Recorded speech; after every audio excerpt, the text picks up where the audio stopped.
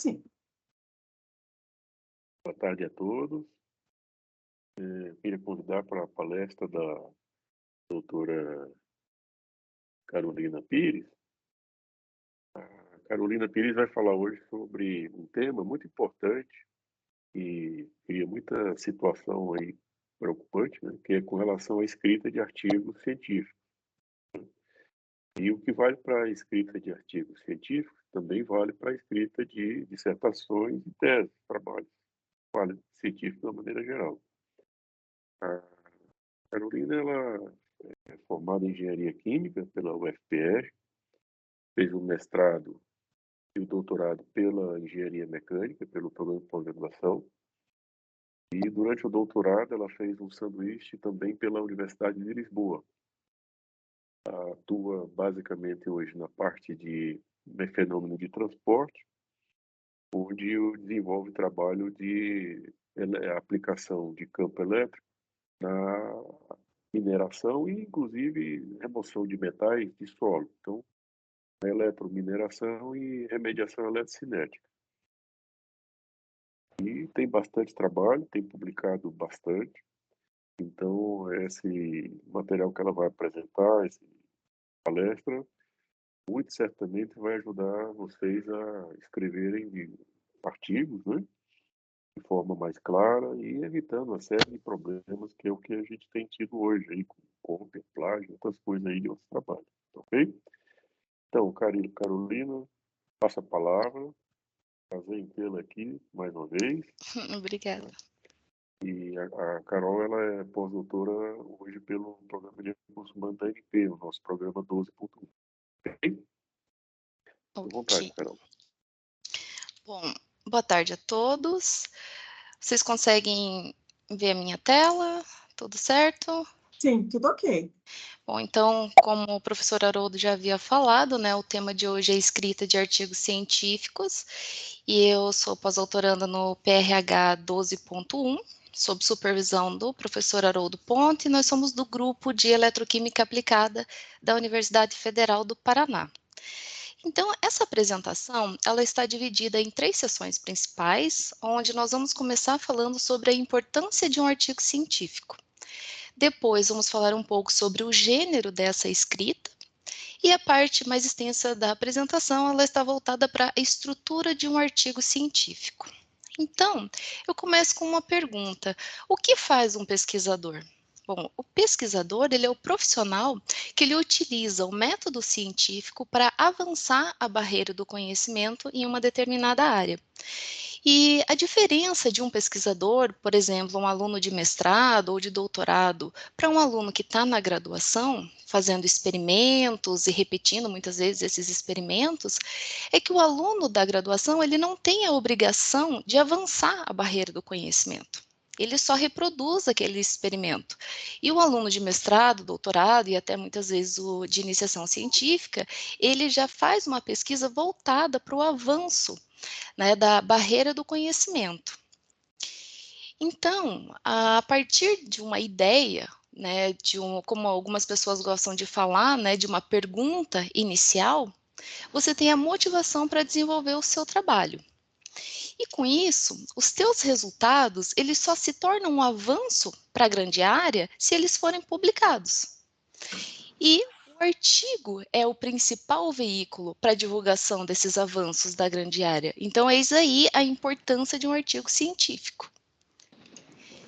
Aqui a figura 1 eu mostro de uma maneira bem simples todo esse processo de criação, né? Então, primeiro você tem a sua motivação, depois você faz a implementação da sua pesquisa, gera resultados, discute esses resultados e vê a necessidade de novas ideias para iniciar o ciclo, ou então seguir então para a escrita desse artigo, que é isso que nós vamos discutir nessa apresentação. Agora, com base, né, no gênero dessa escrita, é um gênero específico, intrínseco, é o gênero textual de escrita acadêmica.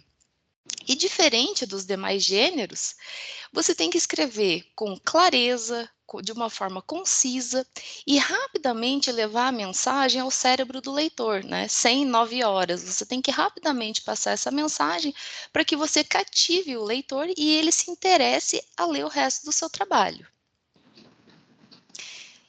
Também, isso é algo bem específico da escrita acadêmica, que você precisa fazer a citação e o referenciamento, principalmente na sua introdução, para você mostrar que todo esse conhecimento, ele já foi construído anteriormente. E também para que você não faça apropriação indevida, né? Apropriação intelectual indevida.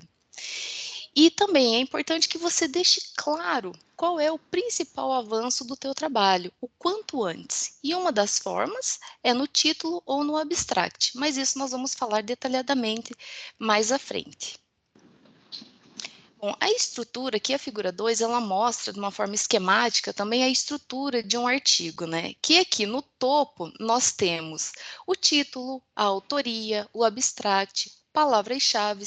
Depois, você entra com a introdução. Nessa introdução, você vai falar o que é conhecido, qual é o gap. O gap também muitas pessoas falam, né? A lacuna a ser preenchida, né? Na grande área, a lacuna do conhecimento.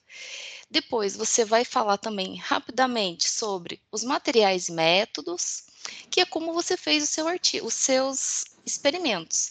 Depois, abordar os resultados, discutir esses resultados, e lembrando que nesses resultados você tem que apresentar como eles preenchem esse gap, essa lacuna do conhecimento. Então, de certa forma, os teus resultados, eles têm que estar linkados com a tua introdução, onde você mostrou o gap do trabalho.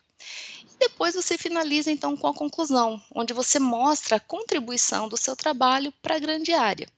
E por último, você adiciona as referências. Então essa é a estrutura básica que um artigo tem que ter. E isso nós vamos discutir aqui passo a passo. Agora eu mostro para vocês um artigo. Esse artigo é muito comum, esse template é muito comum na área de engenharias, de ciências exatas. E aqui no topo desse artigo nós temos o título, seguido da autoria. Depois nós temos a filiação. A filiação é onde esse artigo, né, esse trabalho foi feito, o departamento, o laboratório, a universidade. Depois ele segue para o abstract, que nós vamos falar também detalhadamente de todos esses tópicos. E as palavras-chave. As palavras-chave são palavras que são específicas do seu trabalho. São palavras que ajudam a localizar o teu trabalho. Então, elas têm que estar intimamente ligadas com o tema do seu artigo. Depois, então, segue para a introdução. Também materiais e métodos. Aqui nós observamos que os autores, eles colocaram também, fizeram uso, né, de figuras para mostrar como esses experimentos foram conduzidos. Colocaram, então, uma imagem do aparato experimental. Também fizeram uso aqui de equações, mostrando como eles calcularam as variáveis do trabalho. Também tem a parte de resultados e discussão, que aqui nós vemos também que os autores fizeram uso de tabela, de imagem, para mostrar de uma forma clara os resultados que foram gerados no trabalho. A parte de conclusão, que é uma parte mais enxuta do trabalho, e terminando com as referências. Então, agora nós vamos abordar passo a passo de todos esses tópicos. Então, vamos começar pelo título do trabalho. Bom, o título, ele tem que ser claro. Você tem que também colocar um título que seja conciso e com palavras que sejam determinantes para o seu trabalho. São palavras que chamem a atenção e falem claramente o que o seu trabalho quer dizer. E também, se possível, já conter o gap do seu trabalho, ou seja, o avanço para a grande área. E também, agora uma dica, evitar títulos vagos, títulos muito longos e, se possível, não usar siglas. Claro que nós temos algumas exceções, como o caso, por exemplo, de Asus, a ISE 304, a pessoa não vai escrever isso por extenso, né? Ou um Ion, um Cation, um Anion, também não vai, em alguns casos até se coloca, mas até abre-se uma exceção. Mas, se possível, não usar siglas. E agora eu mostro aqui para vocês alguns exemplos de bons títulos, né? E que aqui, ó, nesse primeiro trabalho, nós vemos que os autores eles colocaram o efeito da matéria orgânica e carbonato de cálcio no comportamento de adsorção e desorção de cádmio em Purple Pad Soils. Aqui os autores mostram claramente qual é o gap do trabalho, que é o comportamento da sorção de cádmio em um solo específico, que é o Purple Pad Soils. Aqui quem é da área já entende qual é o gap do trabalho, que é exatamente o que eu disse para vocês, o comportamento da sorção de cádmio. No próximo exemplo, os autores também falam de forma clara qual é o gap do trabalho. Um título curto que rapidamente leva a mensagem ao leitor, que é a extração de elementos terras raras via mineração assistida por campo elétrico, utilizando solventes eutéticos profundos. Quem é da área entende rapidamente que o uso de solventes eutéticos profundos é o gap desse trabalho. Agora vamos abordar um pouquinho do abstract. Bom, o abstract ele é uma seção estruturada do seu trabalho e ele tem a função de trazer ao leitor as principais seções de um artigo, ou seja, ele tem que ter introdução, metodologia, resultados e discussão, como se fosse, então, um mini artigo. Então, nessa parte inicial da introdução, né, nós temos que ter no abstract uma pequena parte para contextualização, inserir o gap do trabalho e o seu objetivo. Depois você segue com a metodologia, né, que são os materiais e métodos, resultados, e você finaliza esse abstract com uma discussão e uma pequena conclusão. Então, como mostrado aqui na figura, nós vemos que essa primeira parte aqui dessa figura, nós temos que a contextualização, o gap e o objetivo, essas três informações correspondem à própria introdução do seu abstract.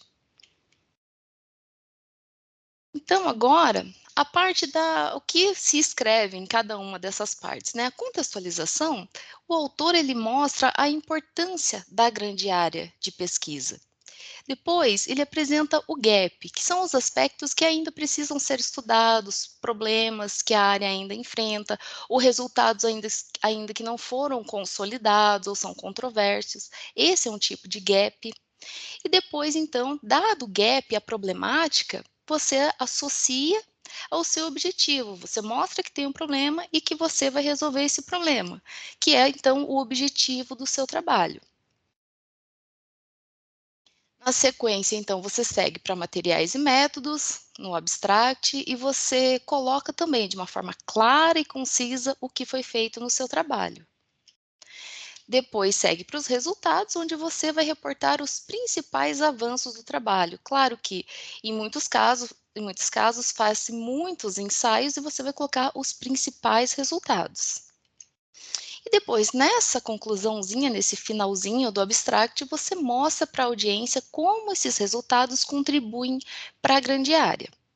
Então, aqui eu tenho um exemplo para mostrar para vocês, em que nessa parte inicial, os autores eles colocam de uma forma bem clara a introdução.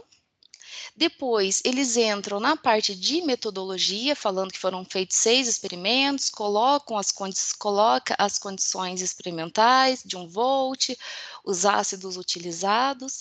Depois, eles mostram os resultados, os principais resultados, e discutem esses resultados e também mostram, então, o avanço para a grande área, dizendo aqui no finalzinho que a técnica é promissora e uma forma alternativa de extração preferencial.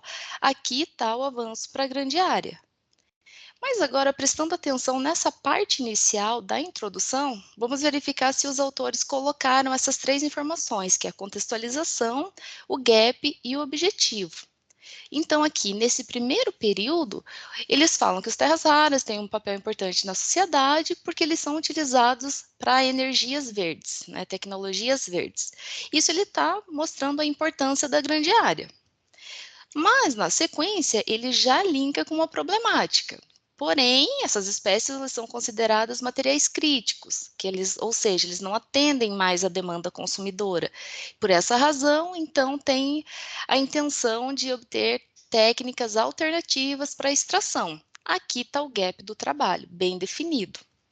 E depois ele fala que tem a técnica de mineração assistida por campo elétrico, que pode atuar na extração dessas espécies, e finaliza então com o objetivo do trabalho, que é avaliar o efeito de diferentes eletrólitos biodegradáveis na extração.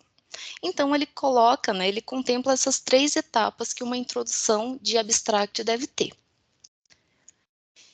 Lembrando, pessoal, é muito importante que vocês conheçam a audiência e também você conheça a sua revista, porque revistas que têm um amplo escopo, você não pode chegar, como nesse caso, Terras Raras tem um papel importante. Uma revista que tem um amplo escopo, nem todo mundo sabe o que são os Terras Raras, então você já começa diferente, de uma forma mais explicativa. Nessa revista, ela tem um escopo mais restrito, então quem é da área já sabe o que são as Terras Raras, então você não precisa estar explicando de forma muito detalhada. E também é importante que você obedeça essa estrutura que eu mencionei para vocês, porque vocês, obedecendo essa estrutura de introdução, materiais e métodos, resultados e discussão, o teu artigo vai ter muita fluidez e vai facilitar muito a leitura, principalmente do revisor do seu artigo. Agora falando um pouquinho sobre a introdução, e na introdução eu tenho que responder algumas perguntas no meu artigo. E essas perguntas que devem ser respondidas, entre elas são: qual é a relevância da grande área? O que tem sido feito nessa área? O que não foi feito? Por que o seu estudo é importante? E o que está sendo apresentado no seu artigo? Então, essas perguntas nós temos que responder nos nossos artigos. E uma forma de estruturar essas perguntas e tornar o teu texto fluido é separando essas 2 primeiras perguntas, elas fazem parte da contextualização e estado da arte. O que não foi feito é o gap do seu trabalho. E por que o seu estudo é importante? E o que está sendo apresentado é o teu objetivo, é o propósito do seu trabalho. É por que você está fazendo ele. Então, quando você olha dessa forma, fica muito mais fácil de você estruturar a sua introdução. Lembrando, mais uma vez, a contextualização ela tem que deixar claro qual é a importância da grande área, como aquele exemplinho, Os terras raras apresentam um papel importante na produção de energia verde. Também o gap. O gap é extremamente importante, porque o gap está baseado nas limitações, o que ainda está em aberto na área, o que precisa ser melhorado na área, na grande área. E o estado da arte, que é importante você colocar na sua introdução, ela estabelece a fronteira do conhecimento. Você mostra para o leitor até onde foi estudado do que foi publicado. Você delimita essa fronteira. E o propósito é o que você vai avançar nessa barreira do conhecimento, que é o que está sendo reportado no seu artigo. Então, numa introdução, o fluxo de ideias, ele começa de algo bem geral, na contextualização, que é a sua área, que é a grande área. E depois vai para algo bem específico, que é o seu trabalho, falando então do seu objetivo, o objetivo do seu artigo. Agora, falando sobre citação e referenciamento, algumas formas de você citar os autores. Sendo eles, se você cita os pioneiros, as primeiras pessoas que trabalharam com a técnica, você pode utilizar na contextualização, na primeira parte da sua introdução. Os artigos mais recentes, você deve usar para o estado da arte. O estado da arte é como a arte está, o que está sendo feito hoje. Então, essa é a citação que você deve fazer dos artigos mais recentes. E os artigos mais importantes, eles podem ser usados na motivação do seu trabalho, do porquê você também está fazendo, e também na parte de resultados, para comparar com os seus resultados. Agora, falando um pouquinho sobre materiais e métodos, ou metodologia, isso é específico de cada área. E isso também depende de cada revista, como você vai expor esses resultados. Então, também é bom acompanhar as revistas e ver mais ou menos como eles escrevem para você poder estruturar melhor essa sessão.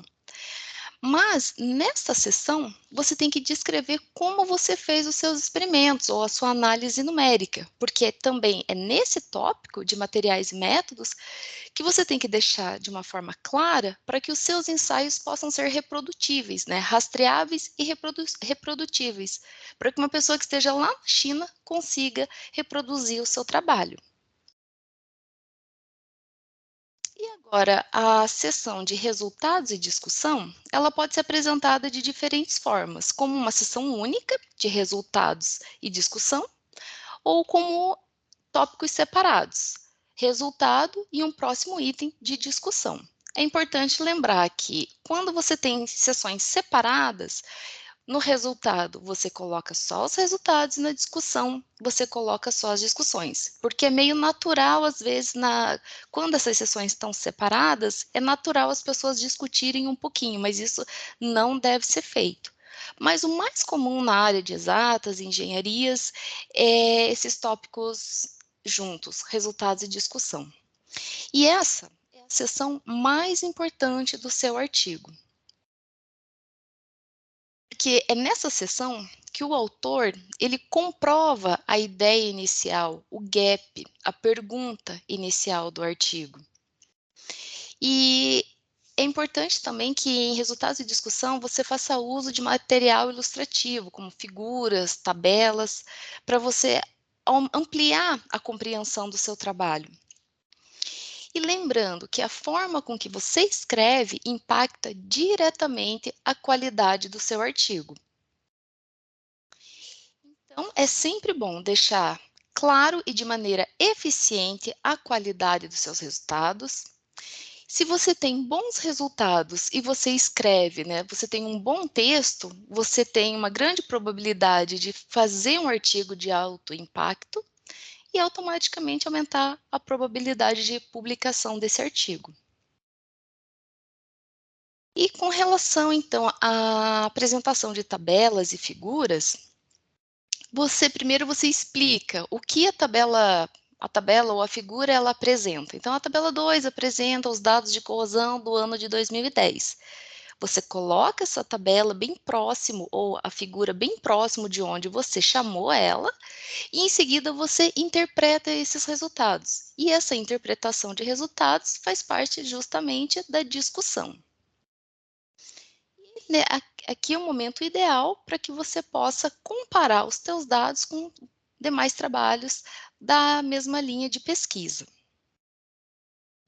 Falando agora sobre a conclusão, um dos últimos itens de um artigo, na conclusão você estabelece a importância de um artigo para o avanço da grande área. E diferente da introdução, o fluxo de ideias ele é o oposto. Você começa de uma forma específica, falando então do principal avanço do teu trabalho, interpreta os principais resultados e depois mostra a contribuição para a grande área. Então, o fluxo de ideias sai do específico e vai para uma ideia mais geral. Agora, o último tópico de um artigo são as referências. E as referências elas podem ser de dois tipos principais. De forma sequencial, que é numerada de acordo com a sequência que aparece no texto. Aqui eu tenho um exemplinho para vocês, em que aqui eles falam sobre baterias recarregáveis e tal. Daí coloca o trabalho número 1, trabalho número 2, trabalho 3, trabalho 4. Aqui eu uso o 4 novamente, o 5. Só que essas referências, essas citações, na lista de referências, obviamente, que tem que aparecer em ordem sequencial. Com relação à construção das referências, isso depende de revista para revista, ou de biblioteca para biblioteca, no caso de uma tese ou dissertação, mas de forma geral, todas as referências elas têm itens em comum, que é a autoria, o título do trabalho, o nome da revista, o volume, o ano do trabalho, a paginação e o que hoje é muito recomendado é o DOI, que é o localizador do artigo. Então, quando o leitor ele está vendo o teu artigo e ele acha essa referência importante, ele só clica nesse link e ele já tem acesso direto ao trabalho. Isso hoje é muito indicado você adicionar. E a outra forma de referência é o autorano, que essa é a mais conhecida, que é na lista ela aparece em ordem alfabética. Então, mais um exemplinho aqui nós temos, né, Holiday 1969, Williams 1987, que é o modelinho mais comum.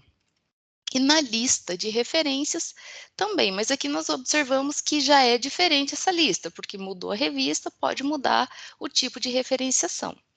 Mas, novamente, tem os mesmos itens: a autoria, o ano da publicação, o título, o nome da revista, o volume e a paginação.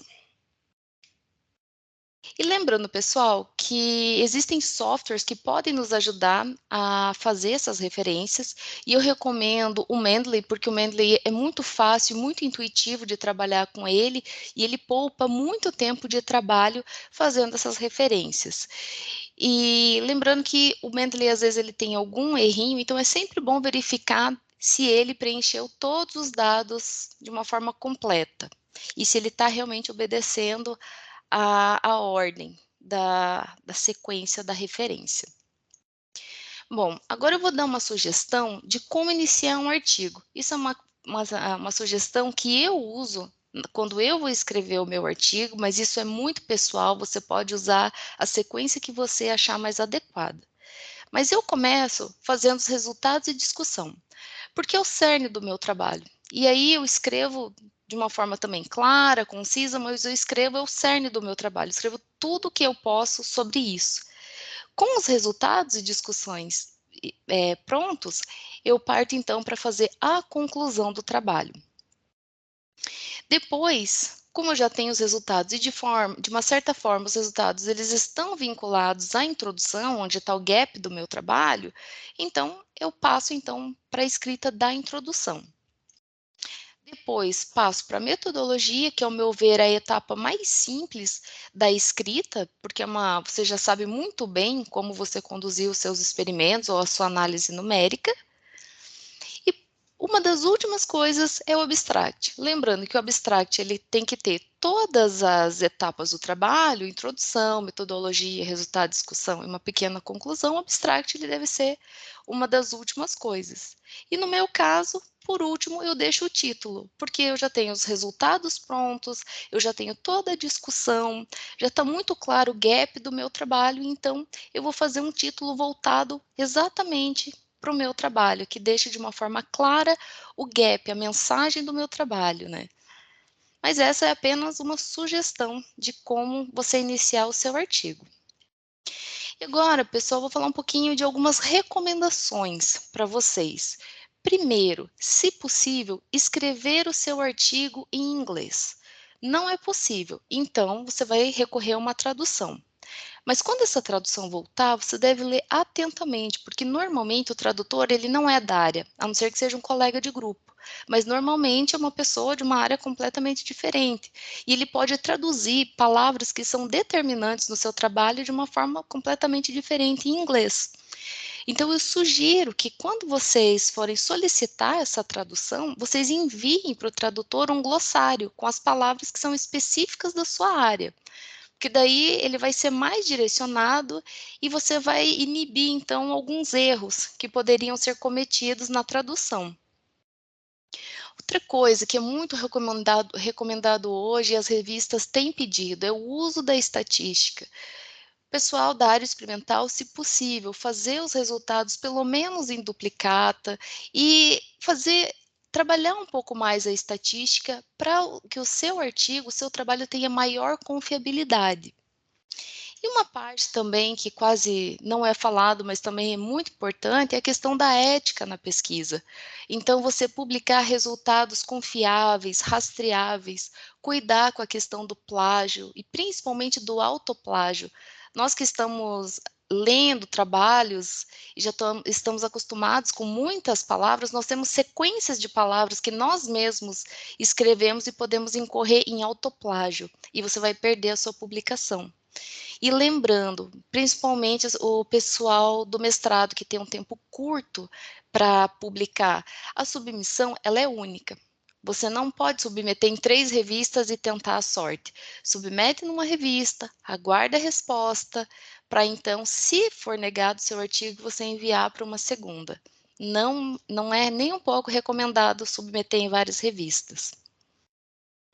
E como sugestão final, eu vou deixar algo que eu usei para mim, como um modelo, né. Quando eu fui começar o meu processo de escrita, eu também não tinha muita noção do como fazer, né, porque muitas vezes você lê, mas a hora de você fazer é completamente diferente. Então, como sugestão para você começar, você selecione 4 revistas de alto fator de impacto. Se você ainda está na iniciação científica, ainda não conhece muito bem a área, você pode pedir para o seu orientador te indicar quais são essas boas revistas. A partir dessas 4 revistas, ou pode ser até 3 revistas, você selecione 2 artigos na sua área. E aí você analisa esses artigos, você lê, compreende, mas depois você faz uma análise crítica, analisa como está cada seção, como que os bons autores escrevem. Então você também vai ver algumas diferenças na forma de escrever, mas de forma geral todos eles seguem uma estrutura. E com isso, desses artigos que você tem, selecione um para ser o seu guia, para ser o seu template, para você então, quando você for escrever, você basear o seu trabalho nesse template, que eu acho que vai te ajudar muito e vai te dar um norte, de uma forma segura.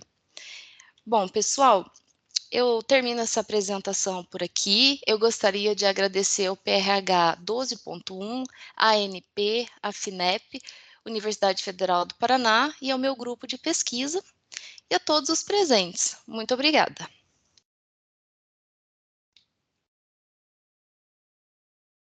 Boa apresentação, Carolina. E são as questões bem importantes, né? Essa parte da estruturação, né? Estruturação dos artigos. O que acontece, né? Por exemplo, nós pesquisadores temos que ler muitos artigos, né? E se cada artigo for escrito de uma forma aleatória, o tempo que eu vou levar para ler aquele artigo e até entender se aquele artigo realmente interessa ou não é muito grande. Vou ter que ler o artigo inteiro para achar. Então, os artigos, eles realmente têm uma estruturação que é para eu ir direto ao assunto, né? Como você colocou, vou direto do abstract, interessou, me chamou a atenção, eu vou das conclusões. A conclusão está de acordo com o que me interessa, aí eu vou começar a ler o artigo, né? Então, essa é a parte importante, né? E outra parte que você colocou, muito importante, é a questão da metodologia. Ela tem que criar condição para que eu possa reproduzir os dados de alguém que publicou o artigo. Até pode ser que, por conta de espaço, não tenha, eu não vou escrever 5, 6 páginas explicando a metodologia, mas eu posso indicar referências de artigos anteriores que eu escrevi, onde tem parte da metodologia. E aí, juntando esses artigos, eu consigo reproduzir a metodologia, senão o artigo fica muito longo e aí, às vezes, a própria editora não aceita, né? Então, é importante que os artigos eles sejam publicados em sequência e sempre fazendo referência ao artigo anterior, porque aí você ganha espaço, né? Através da referência dos outros artigos, principalmente com relação à reprodutibilidade, tá? Eu vou abrir espaço para o pessoal fazer os questionamentos, as perguntas, pessoal. Fique à vontade, tá bom? Alguém gostaria de fazer alguma pergunta para a Carolina? É interessante também, Carolina, a gente comentar principalmente para quem está na graduação, que as revistas elas têm uma classificação, né? Você falou ali de revista de alto fator de impacto, né? A CAPES, por exemplo, ela faz uma graduação das revistas que vão de A1, A2, A3, até C, né? Cada pós-graduação, ela tem um critério para aceitar as publicações de mestrado e doutorado, por exemplo, né? Então, é interessante quem for escrever já ter essa noção, né, de qual revista gera os maiores impactos, né? Hoje também tem a base Scopus, que trata dos percentis das revistas, né? Que daí vai de percentil de 100%, que é o mais alto, o equivalente a um A1, e vai diminuindo essa graduação até as menos, com menor percentil. Então, quando você for escolher a sua revista, tem que ficar atento, né, a esse item para não despender assim, o seu esforço de escrita, né, e de resultados numa revista que não vai trazer o impacto que você precisa, né? É bom sempre lembrar isso. E também para você fazer um comentário de quanto tempo pode levar uma publicação, né? Ainda mais nas mais relevantes, né? Já teve caso de quase 1 ano. O meu artigo ficou quase 1 ano. Foi aceito, mas foi até o caso de eu enviar um e-mail educadamente perguntando o que houve, né. Mas ficou quase 1 ano na revista, uma revista de alto impacto, mas essas revistas são muito concorridas e às vezes os editores, os revisores, eles não têm condição de atender a demanda, então fica na fila às vezes por muito tempo. Mas também tem uma estatística, né, Renata? Você entra na própria revista, você tem uma estatística do tempo de resposta, mas está em média, na nossa área aí de engenharia 3, fica 4 meses. É. A Renata está perguntando de dicas para escolher a revista onde você vai publicar. Bom, Tem isso depende da área, claro, mas é basicamente Renata também, né? Aham. Renata, a Scopus é uma plataforma excelente para você procurar isso. E você também pode procurar por palavras-chaves. Mas só lembrando, essa é uma questão complicada, o fator de impacto, ele depende da área. Então, às vezes, na minha área, que é Engenharias 3, uma revista de fator 10 é uma revista altíssima, uma revista excelente. Mas isso na área de medicina não é nada, porque o fator deles é 70. Né? Então, isso depende de área para área. Eu aconselho você falar com o seu orientador para ver dentro da sua área quais são as revistas, ou pelo menos nivelar como que está o fator de impacto na sua área. Porque se uma revista fator 10 é uma excelente revista, e dependendo dos teus resultados, como você escreveu o seu artigo, se você tem um ineditismo, você pode tentar essa revista. Mas o fator de impacto eu acho que é uma boa régua para você saber o que você tem para publicar, né, o que você tem para oferecer e o que é o nível da revista. Aí. Eu pus ali no chat Uhum, três plataformas, né, que podem ser uhum. utilizadas, a scopus.com, a sciencedirect.com e a Web of Science, né? Você entra lá e joga suas palavras-chave e vão sair os artigos, né? Assim, num passe de mágica, vários artigos, e daí vai dar uma noção, né? No Scopus, você vai aparecer também o percentil e você pode ver o impacto dele. Nos outros dois, você vai ter que procurar, né, pelo ISSN, qual é a classificação da revista. E tem Então, mais uma pergunta que eu acho que foi do André. A resposta, sim, foi no PowerPoint que eu fiz os slides. Mais tá alguma bom. pergunta?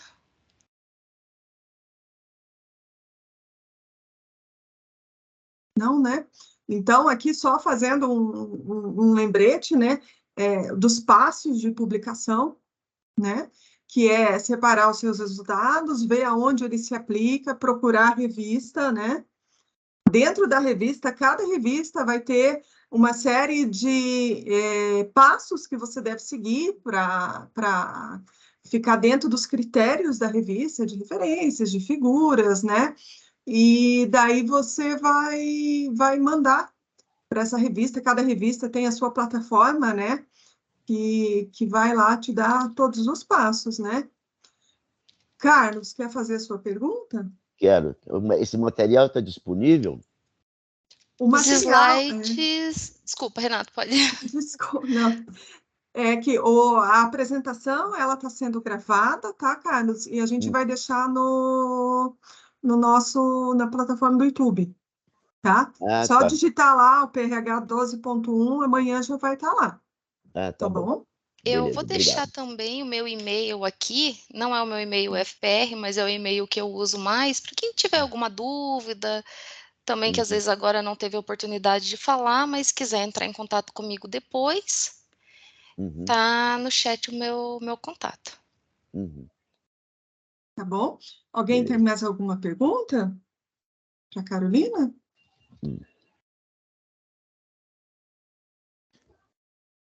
Não?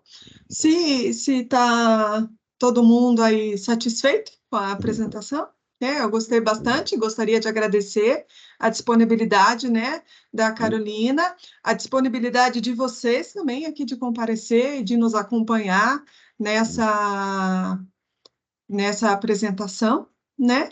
E ficamos aí à disposição, tá bom? Haroldo, você tem mais alguma finalização?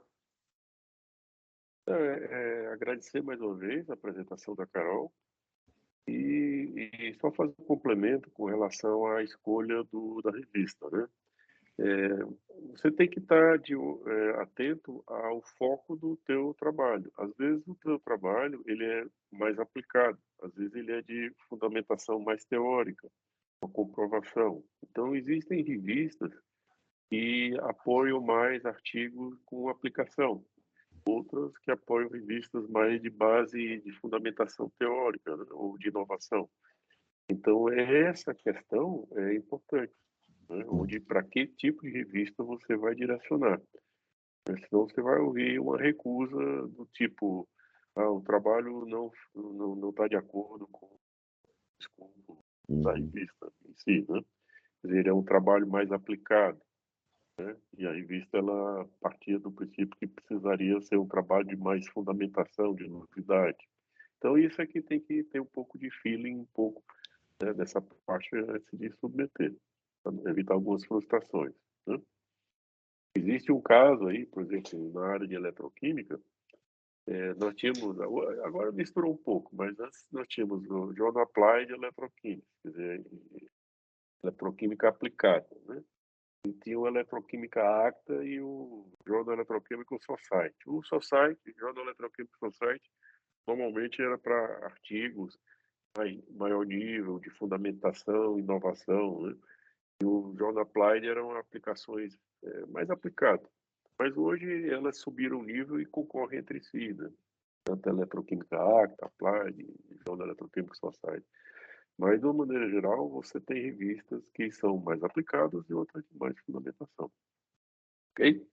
Mas aí eu queria, então, agradecer a participação de todos vocês, bastante pessoas aí participando, espero que tenham um resultado positivo. E, como foi colocado pela Renata e Carol, os dados estão aí, vocês vão ter acesso à apresentação. E qualquer dúvida pode entrar em contato direto, tanto com a Carolina quanto pelo site do PRH. Tá bom? Eu agradeço. Obrigada, pessoal. Um abraço, tá? Obrigada, pessoal. Tchau, tchau. Tchau, tchau.